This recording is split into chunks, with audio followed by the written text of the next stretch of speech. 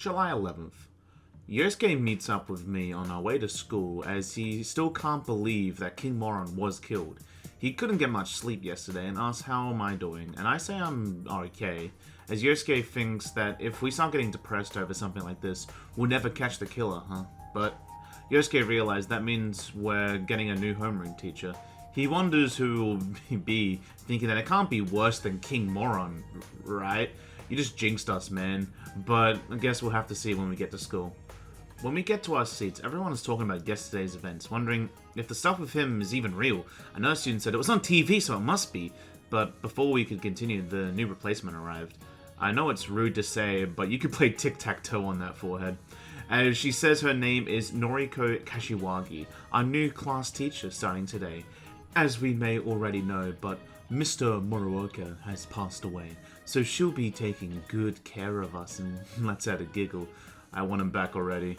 She says we should have a moment of silence for him, and to close our eyes.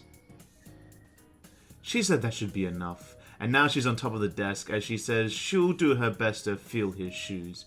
As such, the regular exams are still on track for next week. As the principal said, "It's times like these when the schedule is most important." As she says it must be tough for us. But that's just what it means to be an adult little by little.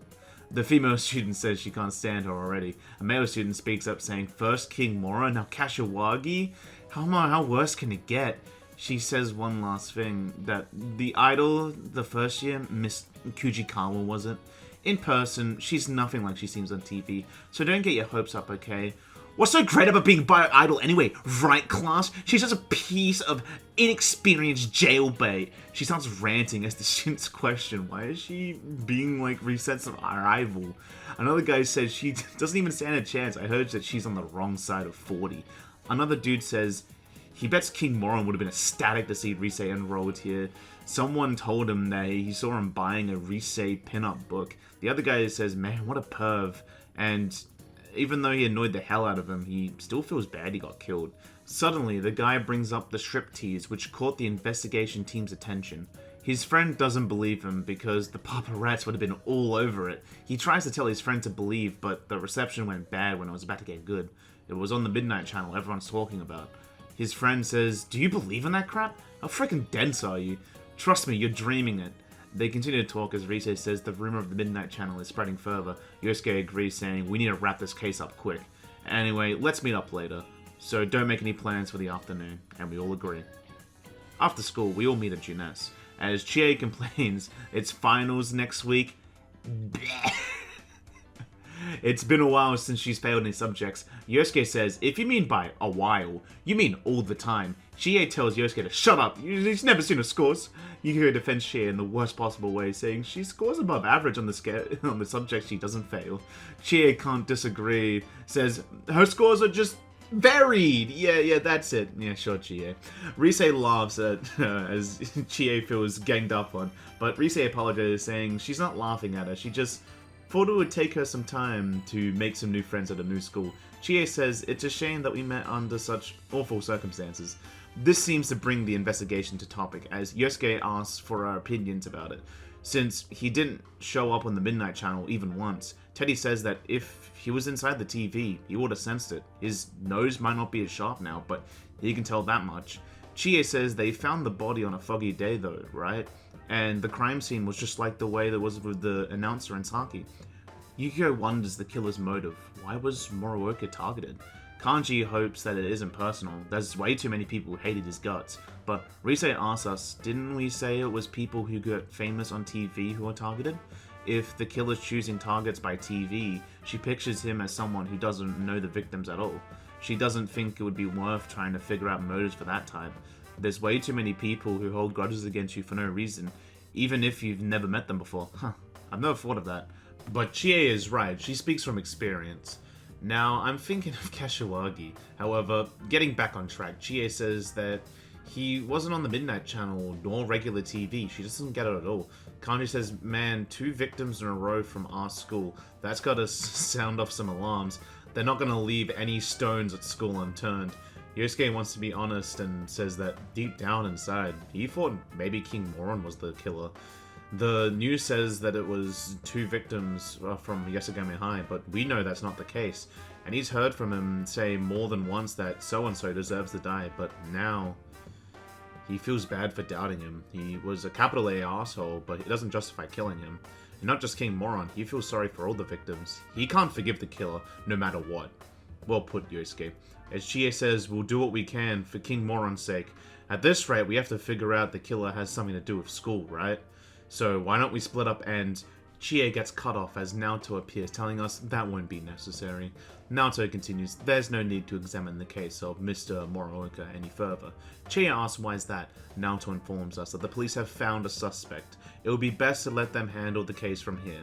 Yosuke asks how do they know. Naoto responds that he's on this case as a special investigator, by the request of the prefectural police.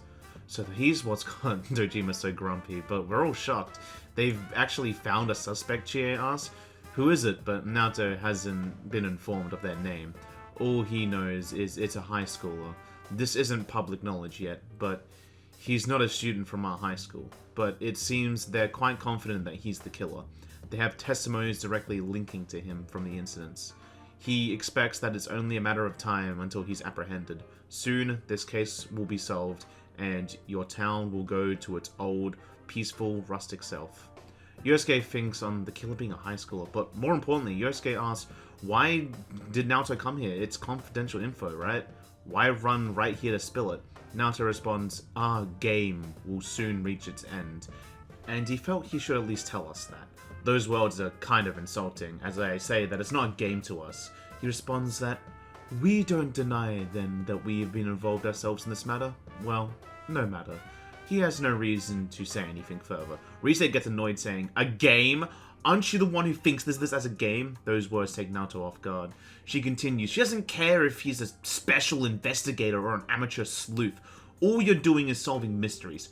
How could you possibly know about us? You're the one who's playing a game here. Yosuke adds that one of the victims, she meant a lot to him. How could he possibly treat this like a game?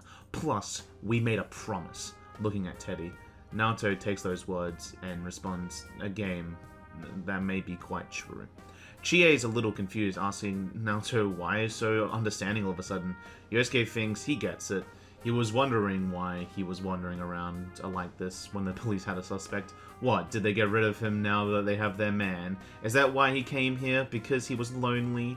Naoto responds that detectives normally aren't involved in arrests, and we never harbor special emotions regarding a case either. Still, it's rather unfortunate that people only attentive so long as our services are required, but then he's accustomed to it. Much about this case is perplexing, but its solution was surprisingly simple. Well then, I'll be going now. As Naoto leaves, Chie wonders what was that all about? He just said his piece and left? But he said that they had a suspect, but is it really going to solve anything?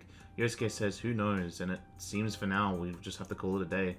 And now that I'm home, I couldn't think of anything to do except for Tanaka's amazing commodities. Today I got the Growth to Hell Magitama combo for 24,800 yen, so I can get more skill cards without swapping Izanagi out. And now that it's all done, I folded origami to boost my understanding, and then I headed to bed.